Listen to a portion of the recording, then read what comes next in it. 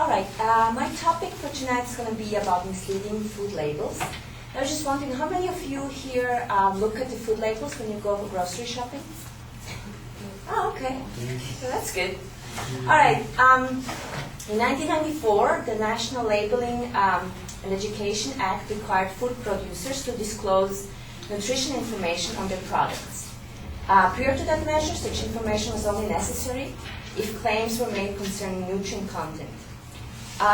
Food labels are in place so that the public can inform themselves about the food they consume. However, the information listed requires careful interpretation as it's often misleading. With the increased demand for more natural, non-processed foods by consumers in recent years, manufacturers have benefited making ambiguous and sometimes false claims about the actual content and health benefits contained in their products. The Kentucky Journal of Equine, Agriculture, and Natural Resources states that consumers' health conscious craze has created 22.3 billion market niche for foods labeled natural, resulting in an increase in class action lawsuits claiming such food labeling is false and misleading. So my major claim is information listed on food labels requires careful interpretation as it is often misleading. The first part I will focus on the ingredients. So misleading ingredients information on food labels requires careful interpretation. Misleading ingredient information food labels claims that the product is made with whole grains, even though it often contains refined flour as the major ingredient. The ingredients list contains the contents in descending order of predominance and weight. The items listed first make up the bulk of the ingredients, while the items listed at the end are contained in smaller quantities. There's not a requirement to disclose the percentages of these ingredients, and this allows the manufacturer to highlight certain contents and mislead customers into thinking that they're getting a large amount of a specific ingredient. The New York Times reports on such practices by stating that the Center for Science in the Public Interest has found that Kepler's Townhouse Bistro multigrain crackers claiming to be made with toasted whole wheat are disguising the fact that there's more sugar than whole wheat actually inside. The reason consumers are looking to consume more whole grain products is because it's highly recommended by the nutritionists and the medical community. The Mayo Clinic explains the difference of the two flours in their article, Whole Grains, Hearty Options for a Healthy Diet. Whole grains are unrefined grains that have not had their grain and germ removed by milling. And whole grains are a better source of fiber and other important nutrients such as selenium, potassium, and magnesium. Now, the refined grains are milled, a process that removes many nutrients, including fiber. So it's not the same thing. The second example, misleading ingredient information on food labels claim that the product is good source of fiber, even though the fiber is isolated fiber made from chicory root and not from traditional sources of whole grains, beans, vegetables, or fruits. The Orlando Sentinel reports on this newly introduced fiber, stating that manufacturers like using it in their product because of its smooth texture, making it easy to add to foods not normally containing fiber.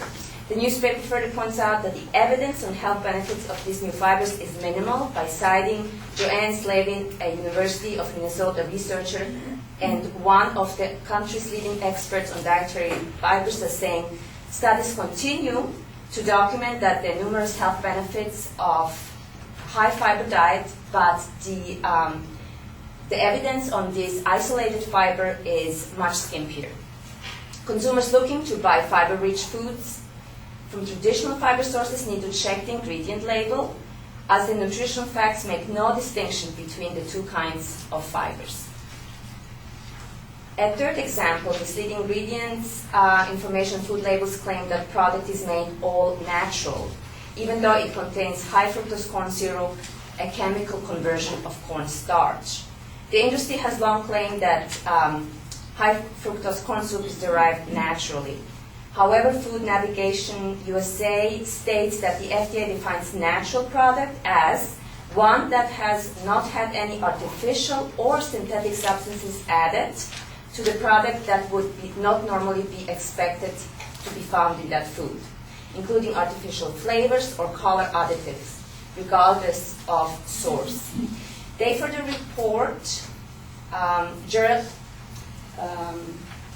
Geraldine June from FDA as saying that because of the use of synthetic fixing agents in the enzyme preparation, which is then used to produce high fructose corn syrup, the FDA does not regard this ingredient as natural.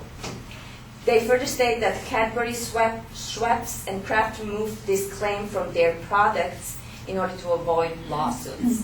Therefore, customers looking for natural, non-processed produce should look at the ingredients list rather than front of the package claims in order to ensure they're getting what they are desired products.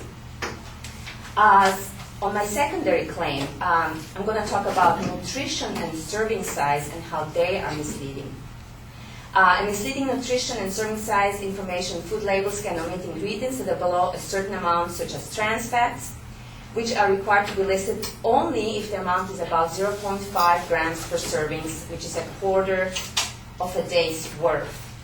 The Academy of Physicians suggests that consumers should avoid trans fats altogether as it elevates the risk of heart disease. They point out that one should look at the ingredients list for hydrogenated vegetable oil in order to find out if the product contains trans fats. The Mayo Clinic points out the serving size should not be confused with the portion size.